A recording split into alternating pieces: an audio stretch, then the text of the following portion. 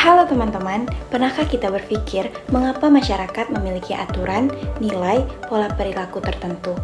Nah, pada video kali ini, saya akan membahas tentang teori sosial yang membantu kita memahami fenomena tersebut.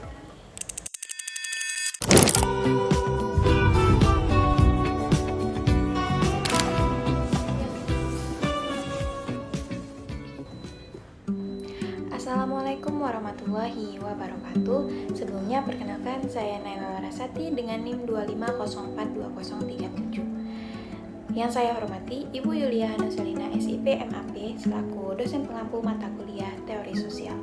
Di sini saya akan memaparkan materi peranan teori sosial dan perkembangan teori sosial klasik, modern, dan kontemporer dari buku yang saya pegang, yaitu Pengantar Teori-Teori Sosial oleh Ip Jones. Kalian tahu nggak sih apa itu teori sosial? Dari buku yang telah saya baca, teori sosial merupakan seperangkat konsep, asumsi, dan kerangka pemikiran yang digunakan untuk memahami, menjelaskan, dan menganalisis berbagai fenomena yang terjadi dalam masyarakat. Menurut Ip Jones, dalam buku Pengantar Teori sosial membantu kita melihat bagaimana struktur sosial, hubungan berkekuasaan, budaya, dan interaksi manusia membentuk kehidupan sosial. Teori sosial tidak hanya menjelaskan realitas sosial, tetapi juga memberikan cara untuk menafsirkan perubahan sosial yang terjadi dalam masyarakat. Selanjutnya ada peranan teori sosial. Peranan teori sosial adalah sebagai alat untuk memahami dan menjelaskan berbagai fenomena yang terjadi dalam kehidupan masyarakat. Teori sosial membantu kita melihat pola hubungan dan penyebab dari berbagai peristiwa sosial secara lebih ilmiah. Secara ringkas, peranan teori sosial meliputi yang pertama, memahami kehidupan sosial, di mana teori sosial membantu menjelaskan bagaimana masyarakat terbentuk, bagaimana individu berinteraksi, serta bagaimana norma dan nilai mempengaruhi perilaku manusia. Yang kedua, menjelaskan fenomena sosial. Dengan teori sosial, berbagai masalah seperti kemiskinan, konflik, ketimpangan, dan perubahan sosial dapat dianalisis penyebab serta dampaknya. Yang ketiga, menjadi kerangka berpikir ilmiah, di mana teori sosial memberikan konsep dan sudut pandang yang sistematis sehingga suatu masalah sosial tidak hanya dilihat berdasarkan pendapat pribadi. Selanjutnya yang keempat, memahami perubahan dalam masyarakat, di mana teori sosial membantu menjelaskan bagaimana dan mengapa masyarakat berubah dari waktu ke waktu. Dan yang terakhir, sebagai berdasar penelitian sosial, di mana dalam penelitian, teori digunakan untuk menyusun hipotesis, menganalisis data, dan menarik kesimpulan. Jadi di sini dapat saya simpulkan dari pendapat saya, yaitu peranan teori sosial sangat penting karena membantu manusia memahami, menganalisis, dan menjelaskan kehidupan masyarakat secara ilmiah sehingga dapat digunakan juga dalam pengambilan kebijakan dan pemecahan masalah sosial. Masuk materi yang kedua, perkembangan teori sosial klasik, modern, dan kontemporer. Yang pertama ada teori sosial klasik. Teori sosial klasik berkembang pada abad ke-19 hingga abad ke-20. Teori ini muncul sebagai respon terhadap perubahan besar di masyarakat akibat revolusi industri, urbanisasi, dan perkembangan kapitalisme. Para tokoh pada masa itu berusaha memahami bagaimana masyarakat modern terbentuk. Tokoh-tokoh utama teori sosial klasik antara lain yang pertama ada Karl Marx, menjelaskan masyarakat melalui konflik kelas antara kaum pemilik modal dan pekerja. Menurutnya, perubahan sosial terjadi karena pertentangan kepentingan ekonomi. Yang kedua ada Emil Durkheim, menekankan pentingnya keteraturan sosial, solidaritas, serta fungsi lembaga sosial dalam menjaga stabilitas masyarakat. Yang ketiga ada Max Weber, mengkaji tindakan sosial, rasionalitas, dan pengaruh nilai serta budaya dalam kehidupan masyarakat. Ciri utama teori klasik. Yang pertama, fokus pada struktur masyarakat. Yang kedua, menjelaskan dan perubahan menuju masyarakat modern. Yang ketiga, menjadi dasar perkembangan teori sosiologi berikutnya.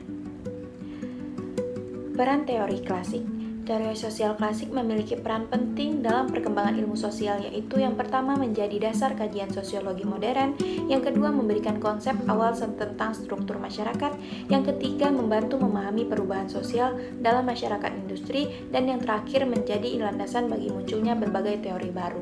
Ini dapat saya simpulkan, teori sosial klasik merupakan fondasi utama dalam ilmu sosiologi yang dikembangkan oleh tokoh-tokoh seperti Karl Marx, Emil Durkheim, dan Max Weber.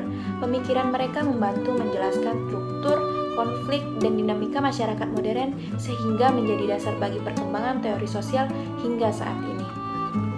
Yang kedua, ada teori sosial modern. Teori sosial modern merupakan perkembangan teori sosial yang muncul sekitar pertengahan abad ke-20. Teori ini berkembang setelah teori sosial klasik dan berusaha menjelaskan kehidupan masyarakat yang semakin kompleks akibat industrialisasi, perkembangan ilmu pengetahuan, serta perubahan struktur sosial. Menurut Pip Jones, teori sosial modern mencoba mengembangkan dan mengkritisi pemikiran para tokoh klasik dengan pendekatan yang lebih sistematis serta dukung penelitian ilmiah. Ciri-ciri teori sosial modern: yang pertama, mengembangkan pemikiran dari teori klasik. Yang kedua, menggunakan metode penelitian yang lebih ilmiah dan sistematis. Yang ketiga, menganalisis hubungan antara individu, kelompok, dan struktur sosial. Dan yang terakhir, menjelaskan perubahan sosial dalam masyarakat modern. Peran teori sosial modern.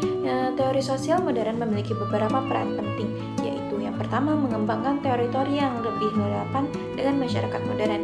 Yang kedua, memberikan pendekatan baru dalam penelitian sosial. Dan yang ketiga, menjelaskan hubungan antara struktur sosial dan tindakan individu. Yang terakhir, menjadi jembatan antara teori klasik dan teori kontemporer. Dapat saya simpulkan, teori sosial modern merupakan perkembangan dari teori klasik yang berusaha menjelaskan masyarakat dengan pendekatan yang lebih kompleks dan ilmiah melalui berbagai perspektif seperti fungsionalisme, konflik, dan interaksionisme simbolik. Teori sosial modern memberikan pemahaman yang lebih luas mengenai dinamika kehidupan sosial. Dan yang ketiga atau yang terakhir yaitu teori sosial kontemporer. Teori sosial kontemporer merupakan perkembangan teori sosial yang muncul sejak akhir abad ke-20 hingga sekarang. Teori ini berusaha menjelaskan kondisi masyarakat yang semakin kompleks akibat globalisasi, perkembangan teknologi, perubahan budaya, serta dinamika politik dan ekonomi dunia. Menurut Pip Jones, teori kontemporer tidak hanya melanjutkan teori klasik dan modern, tetapi juga mengkritik serta mengembangkan perspektif baru untuk memahami masyarakat masa kini. Ciri-ciri teori sosial kontemporer: yang pertama yaitu membahas fenomena sosial yang lebih kompleks. Yang kedua, dipengaruhi oleh globalisasi dan perkembangan teknologi. Yang ketiga, menggabungkan berbagai pendekatan teori sebelumnya. Dan yang terakhir, lebih kritis terhadap kekuasaan, budaya, identitas, dan media. Peran teori sosial kontemporer: yang pertama, memahami kompleksitas masyarakat modern. Yang kedua, mengkritisi struktur kekuasaan. Yang ketiga, menjelaskan hubungan individu dan struktur sosial. Yang keempat, memahami identitas dan budaya. Dan yang terakhir, menjadi dasar analisis masalah sosial modern. Saya simpulkan, peran teori sosial kontemporer sangat penting dalam membantu memahami dinamika masyarakat modern yang kompleks. Teori ini memberikan perspektif kritis terhadap kekuasaan, budaya, identitas, dan perubahan sosial sehingga dapat digunakan dalam penelitian maupun analisis kebijakan. Sekian pemaparan materi dari saya. Mohon maaf jika ada kesalahan kata. Saya akhiri. Wassalamualaikum warahmatullahi wabarakatuh.